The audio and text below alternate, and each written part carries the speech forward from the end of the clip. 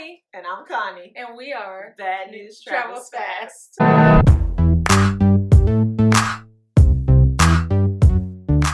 So what are we discussing today? Just random stuff?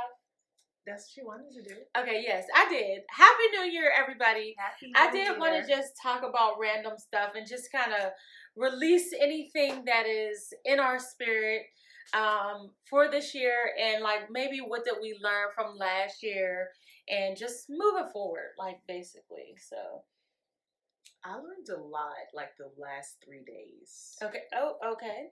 From the 31st to the 1st to the 2nd. Today's the 3rd. And it's been good. And so I think I ended the year on the 31st like in a mode of gratitude, but also in a mode of repentance. Mm-hmm. Right? And so this is true. We were on a prayer call, and that's what she made us do. Mm-hmm. Made is such a strong word. Okay, yes. Suggested. Okay. You suggested. It's fine. I was with you. Yes. Okay. And so just really thankful for all that has happened. You know, there has been a lot of great things that happened in 2020. There have been a lot of challenging things. But one thing about God is he says, I will use all good and bad to work together for your good. And so he did that. I think I learned a lot. And then just repentance. I think I had some frustration. I might not go toward anger, but frustrations with some things that I saw, and it was like, oh, this needs to change. But I realized that I have accountability for me. So whatever. What did you see?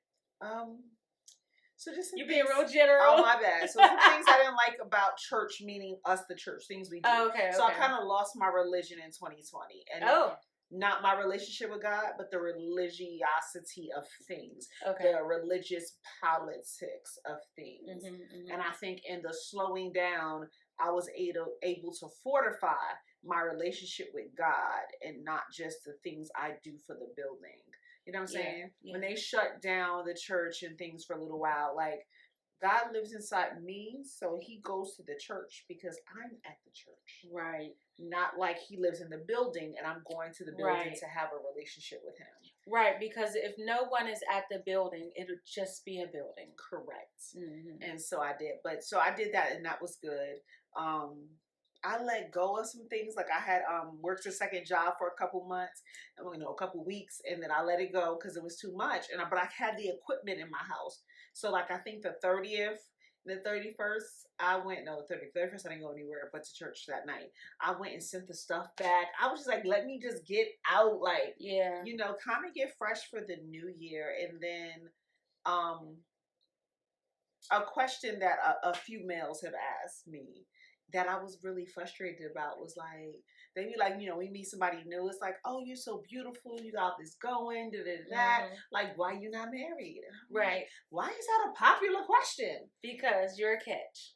Right. And so it's like, but I don't really have an answer because I'm not the pursuer.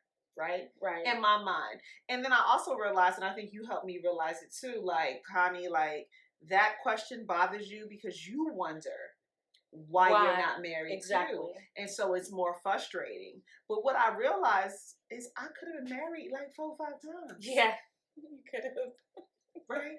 This is true. But you decided not to settle. Right. And that's a beautiful thing, is what my sister helped me to recognize. And it's like, I could have been married. I have standards, and it's good for me to uphold those standards. But also, I realize, too, that most men, or a good amount of men, can't afford me. And I don't mean financially. Did she say? I did say that. And so, they just can't. And it's not just financial. So what does that mean? Yeah, I'm getting ready to explain it. Okay. So not just financially, like, oh, you don't make enough to afford me. But, I have 2-3 degrees, with one, but I'm working on my doctorate. I have been a professor. I have been a therapist. I've been educated. I have traveled to 4 out of the 7 continents, going to 5 in another month. I've been on a private jet, just some of my experiences and who I am and maybe my titles and all of that. And sometimes that could be intimidating to a man. So I realized I want a man that is content in his masculinity, realizing that all the things I may experience and possess, when we get married, is an asset to you and not a hindrance to your masculinity. Right. Well, I think that what you are looking for, I think that you're a high quality woman I don't want to say high maintenance because I don't think you're high maintenance at all. Mm-hmm. But I think you're a high quality woman. So you're looking for a high quality man. Mm-hmm. And oftentimes that's not what we see in general. Mm-hmm. You know, in general, we see average people for the most part. I mean, most of the people in the world are average people, you know, and so you would have to step out the box in order to get to those high quality people, you know, that you may be looking for. I think the question would be, and not, I'm not asking this, just like a rhetorical question, like, where do you find the high quality man? Right. And that's You know what my what I sister was mean? saying. She was like, diversify, like lots of different people, meet people from, just everywhere. So I'm kind of open to that. And I'm open, like, some people are DM me and they want to have conversations and stuff like that. So that's fine. But I watched Mulan with my family too. And so, I'm always looking for God in everything. But this one comment made the movie, this one statement made the movie worthwhile, right? And so the witch is telling Mulan, most people have seen the cartoon. When Mulan introduces herself to the witch, like I am, and she makes up the name that she's using to pretend to be a male, and the witch is like, "That's not who you are," and she says it again, and she says, "Your deception weakens your chi," and that was Mulan's gift for fighting. And so I realized in settling, it would weaken who I am. It will weaken me spiritually, and the deception is shrinking back and playing small and letting go of these things in order to be found in the with the average or normalcy of people that I may interact with. And so I don't want the deception to weaken who I am. And it's okay to have the standards and live by them. And I'm like you said, like the things that I want is not like, oh my gosh, I just saw things that I wasn't willing to put up with. And so if I put up with it, I could definitely be married. Right.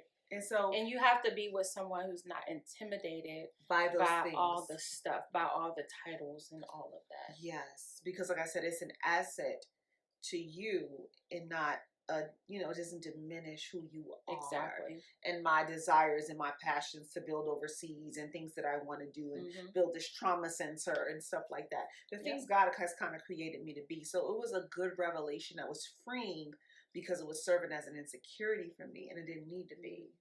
And so I was like, okay, God. So just the confidence that is needed that sets people apart. And I really feel like it adds, when you're confident in who you are, it adds some longevity to your life because you're not comparing with 5 other people that you can never be because you don't possess what they have to be them. Like I have everything I need to be me and none of what I need to be you. So every time I'm trying to be you, I'm going to fail because I don't even have what it takes, the tools, the talents, and all that to be you.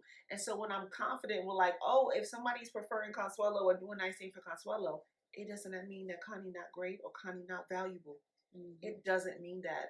And so it was good, people think I tend to be very confident, and I am, but there's always room for improvement. And so I think about the scripture that says, cast not away therefore your confidence, because it has great recompense of reward. Yes, it does. Part of the reward is not dealing with all the stress and deadly emotions that cause all type of ailments in your bodies. When I'm comparing why she got the bigger plate, why she got 5 gifts, I got 4. Like, my gifts could have cost more. You know what I'm saying? So am I looking at quality or am I looking at quantity? Right.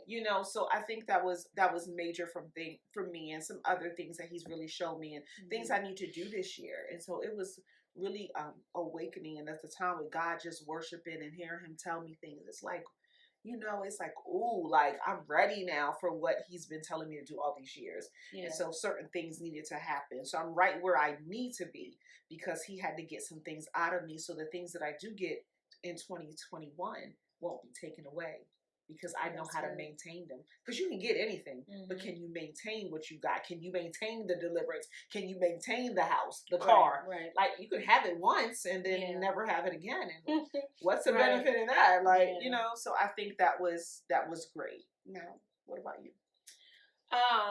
What about me? What?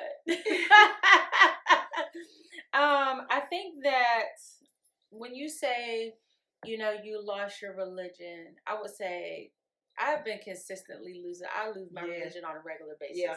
You know this because I get really sick of church, like all the time, like on a regular basis. I'd be like, why are we here? Like, what is the purpose? What are we doing? Yeah, like, I have a tendency to get bored really fast if we're not doing something purposeful. Yeah. Like if we're not winning souls, or if we're not, doing missions, or whatever the case it is. And I don't mean just going overseas. I mean like missions right here where you're at. Like I feel like um, that should be the focus for churches, because I think a lot of people don't even know how to win souls, or even know how to talk to people when you're out and about. And people like myself, we have a tendency to meet people and they just start telling us their life story. Yeah. So you have the opportunity to witness to them. Yeah. Like I was driving and I stopped at a red light, and there was a man out there on the corner. I'm assuming homeless. And you could tell he was really homeless, because some people are out there, you can tell they're not homeless. Okay. They just probably need a couple extra dollars, or whatever the case. That's a humbling way to get it. Right. Okay. But he came over to the car. I handed him some money and a hat, because I was like, do you need a hat? To have some extra hats in the car in case I see some homeless people that might need something or whatever. And he was like, oh man, thank you so much. And then he just starts going on his life story. I'm at a red light. You know what I mean? But I took the time to talk to him. I looked in the rear view to see if people was waiting. Right. And there was nobody behind me at first. So I'm just like, I just let him talk, and I, listened and whatnot. But it was an opportunity to ask him, like, well, do you know Christ? You know what I mean? Is Christ with you, while you're out here, in this season in your life and whatnot.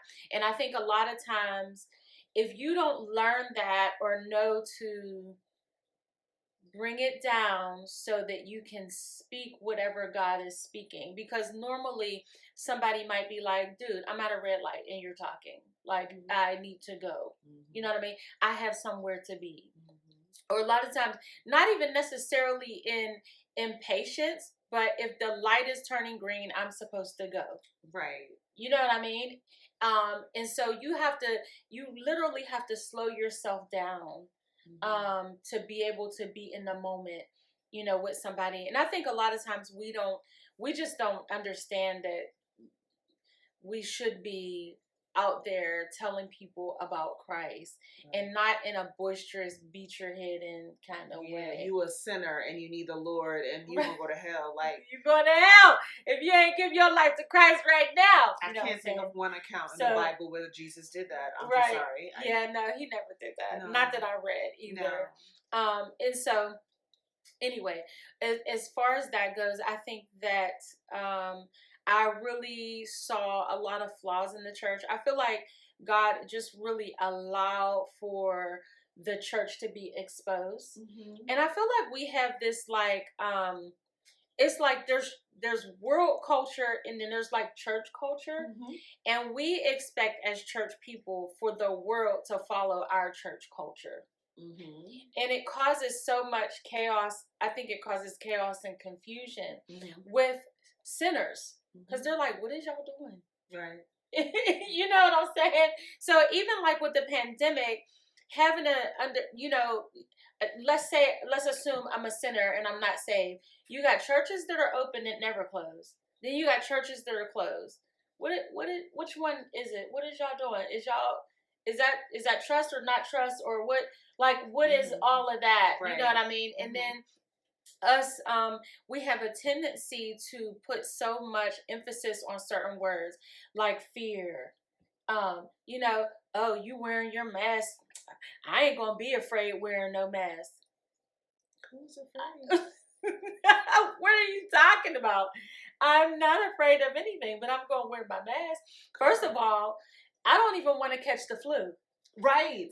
I don't want to catch a cold. Right. The common cold. I don't want it to be common. No. You know what I'm saying? Right. So I don't want none of that regardless. So if there's a whole pandemic around and they're asking me to do something simple like put on a mask, I mean, come on. Right. And see, the thing with the mask is, right, because you and I are similar in a lot of ways. I'm very rarely sick. So I don't get the common cold, flu like that. I can't remember a time that I don't really go to the doctor. I go once a year because I pay for it and it's free. But I don't I'm very really sick, and I thank God, because God is who does that. Right. So let's be clear. If the mask did what it was supposed to, I wouldn't be able to breathe and breathe anything in, right? To really protect from the pandemic. But that doesn't mean I don't do it, because it is a barrier like that. Like, if I don't wash my hands, and sometimes we forget, and I done took the trash out, went out to the car, like, we've done that, come to the table and eat and forget that I didn't wash my hands. So some of the things they're asking us to do, we should have been doing all the time. But because I put it on to protect myself, I'm very clear that it is God that who's keeping me. Right, but you're also putting it on to protect the other person. Yes. Because the thing about this disease, unlike other diseases, is you can have it and not know you have it. Right. You know what I mean? So it's not just, I think in this season, it just really was not about us personally. It was a moment to show your unselfishness and your empathy to others, regardless of who they were or what you believe. And I think that the church has a tendency to be like, which is a little sad, because we should have been, now this is just my personal opinion. First of all, we should have known a pandemic was coming. Because if God doesn't do anything in the earth unless he reveal it to his prophets, the prophets of God, it should have been revealed. They should have all been screaming. Instead of screaming, Trump, Trump, Trump, Trump, Trump, they should have been screaming, there's a pandemic coming. There's a deadly disease coming. Prepare. Have masks. Do this. Do that. We should have already been, I feel like us in the church, we should have already been wearing masks. And the world should have been like, them people is crazy over there. They wearing masks and distancing themselves and all of that. But because that's word of wisdom and word of knowledge, which is one of the 9 gifts of the Holy Spirit, which we possess, supposedly. Yeah. So my thoughts are where I feel like God just showed like where we are in the church and like our flaws and our shortcomings. And where we need to get better. Right. And so it's not to, cast judgment or throw the church away. It's more like, oh, this is what we need to do. You know what I mean? This is where we need to be. This is where me as an intercessor, where I need to focus in prayer. Correct. Not for me to hate those who, are bashing people for wearing masks, hate those who are bashing people for not wearing a mask. I mean, it's so much like, or to judge or anything, or to judge who's doing what, church open, church closed, like whatever the case. Because I think even with churches, of course, we're not all a monolith anyway. And so God could say, this area over here is a high area for the disease, so you need to close your doors. This church over here, your area is not, nobody's getting sick over there, so you leave your doors open, or however, you know what I mean? So it's not necessarily for me to judge the church, but it is, when God reveals a thing, it is for us to pray. And so one of the things I did do, as you were talking about, Thanksgiving and repentance. Oh, excuse me, I'm choking myself here. I repented for, if there's anything in my heart towards the church as a whole, that's not right. That God would, forgive me and clean that up. So that I can freely intercede for the church, because we regularly pray for the church. Right. You know what I mean? So I want to make sure that I'm in right standing with God in that area. Yeah. And then to really just be focused on, I think I probably did the opposite, as far as like, usually I'll be purging stuff and I'll clean the house from top to bottom, all of that. I didn't do none of that. I was just like, no, I'm not doing all that. You know what I'm saying? Right. It is well. It's going to be all right. And so I'm having transitions at work and stuff like that. And God is just reminding me, like, I'm not leaving you. Don't worry. You know what I'm saying? We're going to get it straight, and so it is well. It is, and it's a good thing to do, and to see the adjustment and transitions, because we used to always bring in a year fasting. Yes. You know, and so there was a season for that. And I'm not saying, but we started living a fasted lifestyle. You want to say fasting weekly, but like sometimes God shifts. And so I think that is so very important. And so I did, like, before I went out of town to visit my niece and nephew and my brother in Florida, and then before I went to New York, like, I kind of cleaned and changed my sheets, and I do that regularly, vacuum, just got things in order. But more so, even when we did the prayer of repentance for the church, like, we repent in the church if we've been rebellious, if we let the enemy talk to us, listen to him more than we listen to God, all of those things. You know, I did a prayer, like I did the sinner's prayer, like, let me make sure I'm saved. Even though I do it, sometimes I do a refreshing, you know what I'm saying? You know, because we're his intercessors. So if he can't talk to us, that's a problem. Yeah, that's a big problem. Yeah, like, so I just made sure, but I think it was it's 2020 was a good year for me, and 2021, like, is always a good year because the Lord is always with me, and I think I have greater direction and clarity for this year, and it's just a good thing. I appreciate a lot of things. I kind of know what I'm, you know, kind of where I'm going ahead and what I need to do, and so it's just a moment of freedom where we should feel, when we cast cares. I think something that we talked about at dinner today that I thought was powerful was allowing your dreams to be linked and your desires to be linked to a discipline. Because, you know, when Bishop Tate talks about accountability, like, we want God to do everything. We don't want to do nothing. Right. And so it's like, Connie, if you're angry, or if I showed you something, some type of something that's going on in the world, or going on within you, or within your family, right? If I've given you a thing and I'm on the inside of you, how are you going to deal with it? Right. So you're frustrated about this. You don't like this. Okay, I've located where your heart is about the situation. And what are you going to do about it? Right. Not like, God, come and fix it. Well, why are you there then? You know what I'm saying? Like, yeah, and I think it can get really confusing when we do say God is in control, right?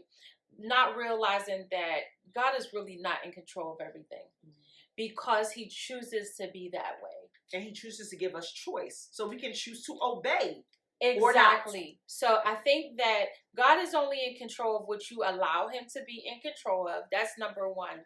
And you have to know the difference between, like, God being in control of a thing. So, like, for instance, if I'm praying for Connie, she need to give her life to Christ or whatever. I'm praying for her.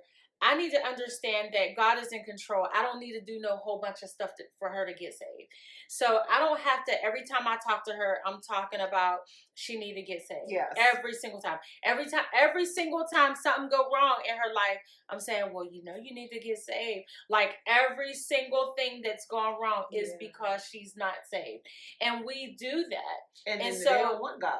Absolutely not, because now you're in control. And also you're manipulating, because, you know, God is just not like that. He's just not waiting to punish us at every drop of a hat. And he's not forcing himself on us either. Absolutely not. It's a choice. Choose me. It's a desire. I have to want him. I can't make you get saved. No. You know what I mean? Now, if God says, so if I'm looking for a job, right?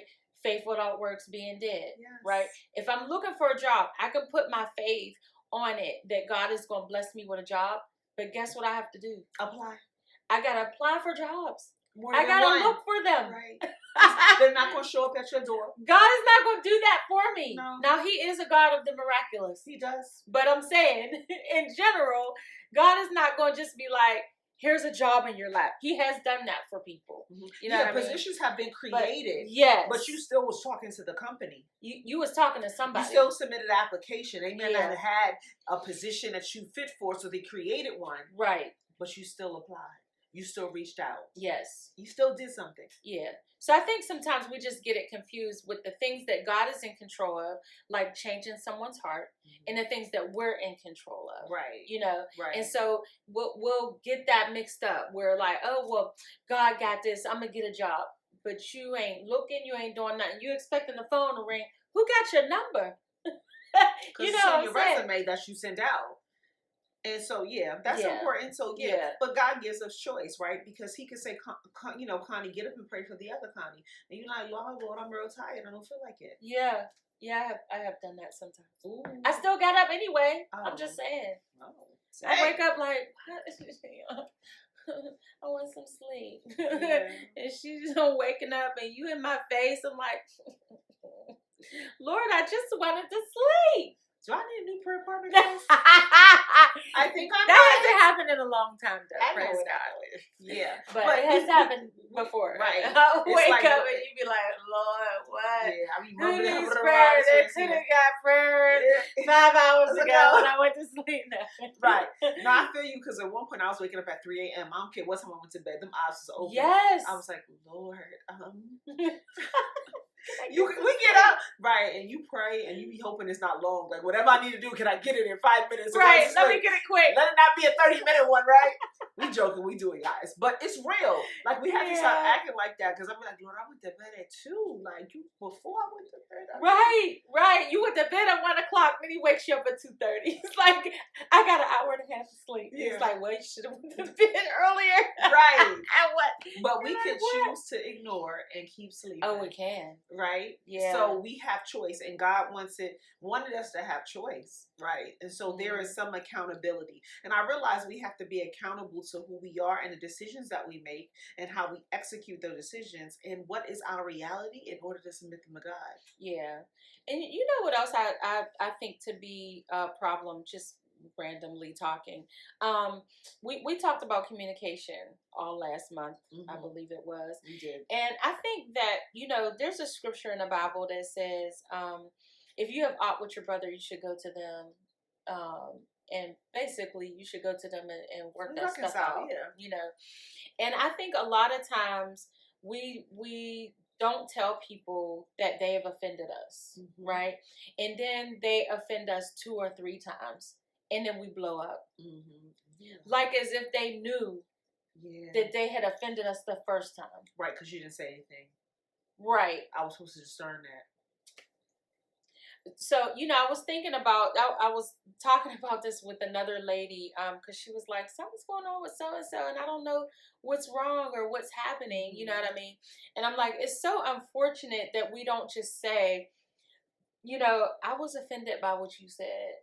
Or, I didn't really appreciate that, that upset me, or that, excuse me, oh.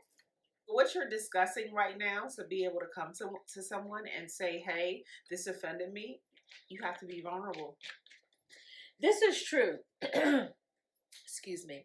And so, I remember one time a lady, we were in prayer, whatever, and normally we would come and we would do prayer, like we would start off facilitating prayer. And so we started recruiting other people, to do it.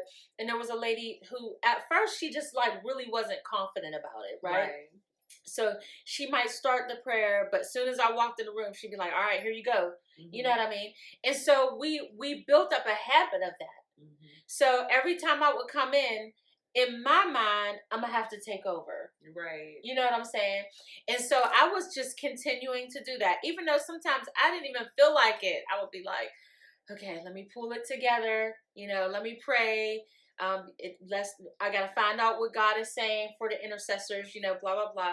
And I would go in and just be ready to take over and do whatever, God is saying. And she came to me offended, and she was like, this is like the 3rd time you did it. Like, you just be taking over and stuff like that. And I'm like, I didn't know that she had changed. Oh. I didn't know that she now had confidence and was able to just flow and could just keep going. You know what I mean? So I didn't realize that. I'm going off the same thing we've been doing. You know what I mean? And instead of her just saying to me, hey, I got it. I can, I can do the whole thing or whatever. I would have been very happy about that. Because it wouldn't have put pressure on me. And especially at the time we had one vehicle. So I literally had to wait for my husband to bring me to church. You know what I mean? So there was like pressure for me to get there on time and, different things and whatnot. So I'm like, a lot of times we change and we assume that everyone is seeing that change. And a lot of times, you're dealing with that person according to how you just knew them or know them. And so you have to communicate that you have changed and you are well able now, or you have changed in this area. You know, I think sometimes we even have traumas in families where, let's say, a parent is like angry all the time, right? Then all of a sudden, God is working on their heart. They're not angry that much no more, but the whole household has been traumatized by the anger. So the whole household is still thinking that parent is the angry parent when that parent has changed. And the parent is upset that they're not getting credit for the change. Different. And we're like, oh, didn't know you changed. Yeah. You know what I mean? Wasn't aware. Right, because we still been staying out your way. Still, like, working on eggshells, so to speak, to make sure we're not doing anything. To make you angry. So we're thinking that you ain't been angry because I've been a good job at being out your way. Right. We're not associated with it. With the change that's happening. And so I think we need to communicate when God is doing a thing in us. We have such a tendency not to be able to verbalize things.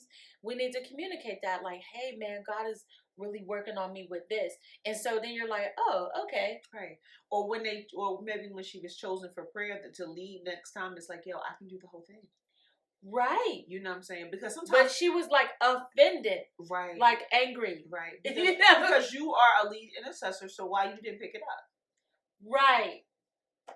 Right. Why didn't I pick it up? Lord, I don't know. I was off on my discernment. Right. I used to feel like that too, because if I go in there, I'm like, I know sometimes in intercessory prayer, we had the same people all the time. So when somebody new come in, it's like, you praying because you ain't been in here in a while. Anyway. Right. So get your butt in there and pray. Because I be in there, I'm like, Lord, are you really telling me? Like sometimes I go in there and I know I'm gonna pray. Like it's like you're gonna pray. Because the Lord is letting you know, like you gonna pray. Right. But sometimes it's like, yo, dang, I'm gonna walk up in here like just gotta pray because they're like, oh, you ain't been here. You need to make up for all the times you wasn't here. In there. Yeah. Get your butt in here and pray. Yeah. Yes. But that's good. I think I think a lot of adjustments needed to be made. Like things need to be exposed and revealed so that we can make the adjustments in 2021, and even at the end of 2020. You know what I'm saying? Also, when someone offends you the first time, say something. You should just say something like, hey, that offended me. Don't wait till the third time and be ready to hurt somebody. Right. And then because now you're hurting the person who in turn, quote unquote, hurt you. But had they known, sometimes people aren't aware. It's one thing if somebody's purposely doing something.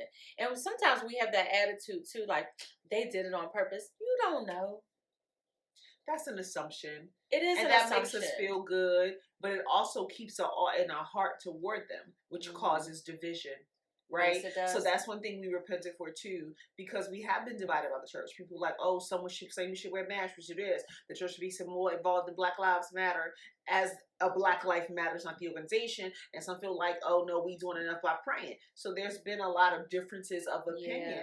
And the Bible also say offenses will come, but I have to receive the offense for it to work. Yeah, because sometimes people say stuff and I'm like, just let it go, right? I was messing with, Imani, and I'm like, I called you twice and you ain't called me back. And it says 2 separate times. So I could be like, oh, she just don't want to talk to me. Or she done, whatever it is. And it's like, she's mad at me. Right. And it's like, no, she just might have been busy, missed a call, whatever. You know what I'm saying? So it's like, I start formulating things that I think is in her mind that she don't even possess. Yeah, because the child had the nerve not to answer my text either today. She ignoring everybody. I know, right? But I called like, did you get my text message? Right. And then it's so funny because she called me back and then I didn't answer. Because my phone was not disturbed. Right? Right. So, we have to be mindful of things and stop going to the negative first. Right. Like we have to give people the benefit of the doubt. Like can we err on the side that they just might have missed it, they're going to get to it. We always go negative first. And I don't know why we do that. Like, why do we have to go negative? We have to go to the far end of the spectrum. You know what I'm saying? And that's based on some of our insecurities. And I like that God has revealed insecurities so that I could deal with them. Because nobody wakes up wanting to be insecure. Right. But are we actively working on what is the root of my insecurity so that I can rid myself of it? Because that is a way for the enemy to steal. And that is a way to be deceived. And that is the way that we begin to shrink back in our shell and who we are. And when we're shrinking back in every area. I think most insecurities come from comparison. Yeah, I agree. But like I said, I don't have anything. I need to be you. And so can I be content with what he's given me, the purpose and call and giftings? Because I have all the things I need to be me. Right. And not to mention too, like a lot of times people just look on the outward appearance and they see the finished product. Not that we're finished, but they see a finished product. Today. You know what I'm saying? Right. And they're like, "Ooh, I want that." But you don't even know how this finished product got here. You don't even know I was in the storm, the rain, the hurricane, the tornado. You know what I'm saying? Like, you don't even have a clue. Right. You know what I'm saying? What transpired in order for me to get to this place in my life. Right. You know what I mean? And you're judging it based off no information. Correct. Or, like I said, you see the last 2 or 3 years. And the last 2 or 3 years has been the result of 10, 15 years of work. Right. I was telling my testimony to one of my friends, and I'm like, people see me now, they're like, oh yeah, she bougie, and bougie not even a bad word, so I accept it, and all these things. But you don't know that I grew up poor. Right. You know what I'm saying? You don't know I slept on a cot in my room with my dad till I was like 11 years old. Like, you don't know these things. Right. So you see me now, she had a debt-free Benz last one, she got another one, she doing this, she did that, she got all these experiences, she ain't paying for nothing. But you don't know the years of suffering. Right. The years of suffering. Right. And that's only a piece of the testimony I was telling them. And they're like, dang, I didn't know that.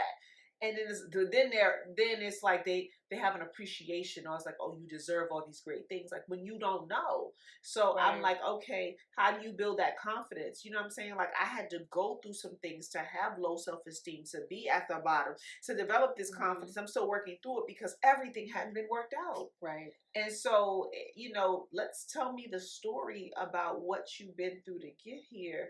And then you pull the nuggets that you need to get through your storms to be just as confident. Yeah. And I think too, we have a tendency not to share the testimony. So the test, we don't share that. You know what I mean? We just want to give praise reports. We want to tell the end story. Right. So then it just looks like you gained it real easy. And we can't just tell the end result too, because then I don't learn how to go through things. Right. So what were you doing in the process? My sister had told me to do that a long time with my mentees, because my mentees felt like I ain't go through nothing. I'd be like, oh, I am misinforming you. Right. I am sorry that I have been deceptive because, ma'am, you know what I'm saying? Like, so I have to do a better job at walking you through what I'm doing on my day to day to get through the storm. So you see the process, and then when I'm out. Yeah. Not just when I'm out. Because it was tears, it was fasting, it was praying, it was being upset, it was crying, it was thoughts of giving up, it was mad at God.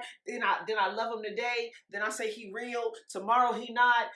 All of this back and forth, testing other faith, thinking about moving and running away because it's just too hard. Like, all of that, the thought processes I had to get to that point. So sometimes it looks easy, and so people don't understand what it takes to fight through. Yeah. Because nobody talks about the going through. It's just that I'm out. Yeah, right. And they see the victory.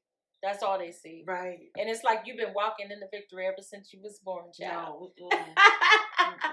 No. Yeah. So I think 2021, I think that I'm coming into 2021 not feeling like I normally would feel. Correct. As far as like, even with it's 2021, everything's gonna be changed. It's the next day from yesterday. You know what I'm saying? The only thing that's gonna be changed is if I decide to change some stuff. Correct. Because when I change, things around me change. That's right. So if I'm the same, things will be the same. I have the same type of year.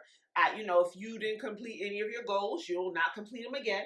If you Right. completed all of your goals, right? That's a discipline we talked about the table with your son and your daughter. Like, hey, every desire, right, I have needs to be attached to a discipline. Because how do I get the desire if I'm not disciplined to do the work to get it? Right. So if I'm doing nothing different, if nothing changes, our bishop nothing changes. Nothing changes. That's Bishop said that right. all the Nothing time. changes. Nothing changes. Right. So what am I going to do differently? How am I going to attach a discipline to every goal that I have, and then give room for God? Yeah. Right? How am I going to do that? Like, I'm paying my car for the first 6 months. You have to be consistent. Right. You have to make a decision and then be consistent. And when it starts to feel hard, and I'm going to say feel hard, not even get hard.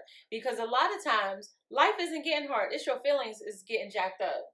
Your feelings is on this up and down and all around. You know what I mean? And so a lot of times we quit based off of a feeling, not even actuality. So I think that if we decide to set those feelings aside when you're trying to reach a goal and decide, okay, I'm going to be consistent. Right. Because I am not going to feel like doing this every day. No, you're right? not. I work out 5 days a week, and like people are like, oh, you want to work out? But there's mornings, it's like, yo, I'm sleepy. I don't really want to get up. And I drag myself out that bed and go work out, and then got my day ahead of me. And I'm glad that I did. Yeah. But when I first initially woke up, if I'm tired, I don't want to go. Right. Or it's raining, or it's 20 degrees. I'm like, y'all gotta run out there and warm the car up, come back in. And so when you gotta warm the car up now for 5-10 minutes before you drive it, guess what? I gotta get up earlier. Or I'm gonna be late to the class that I'm taking, or to the friend I'm meeting to work out with. So now, not only am I tired, I gotta get up 10-15 minutes early. Right. Right? You're not gonna feel like doing that. When it's summertime, the car already warm, you could just roll out. Yeah.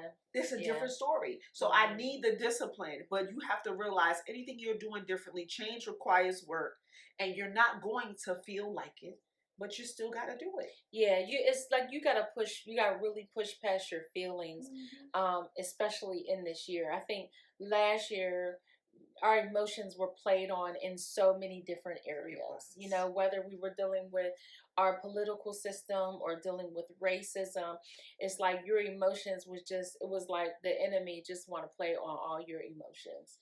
You know, and I'm deciding that this year is not going to be as traumatic as last year. Because last year was shocking sometimes, you know.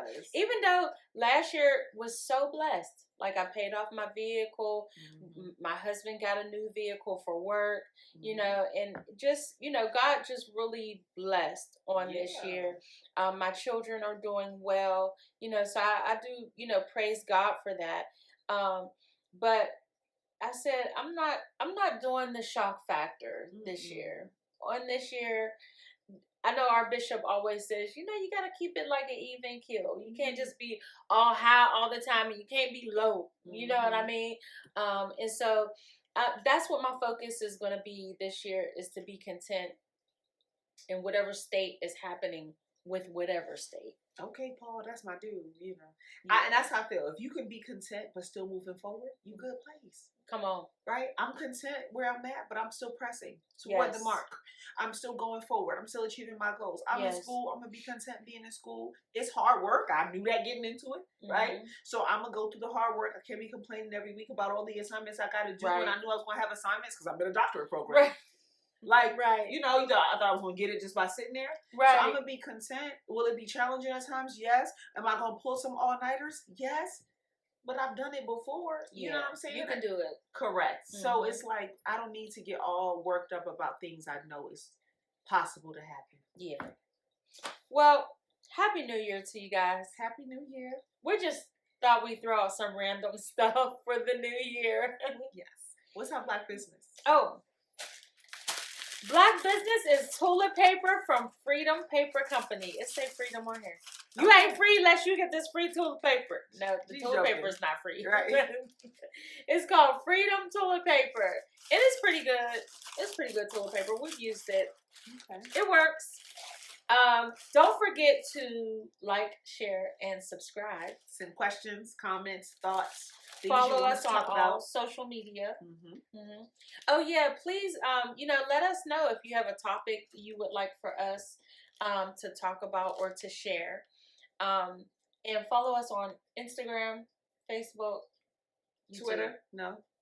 Are we on Twitter? No. I'll post it on my Twitter or in my. Okay, gotcha. We do have an Instagram page. Yes, we have an Instagram. Our podcasts are also on YouTube. Yes.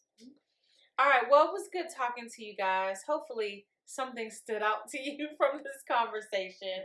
God bless you all. Have a great day. All right. Till next time. Bye bye.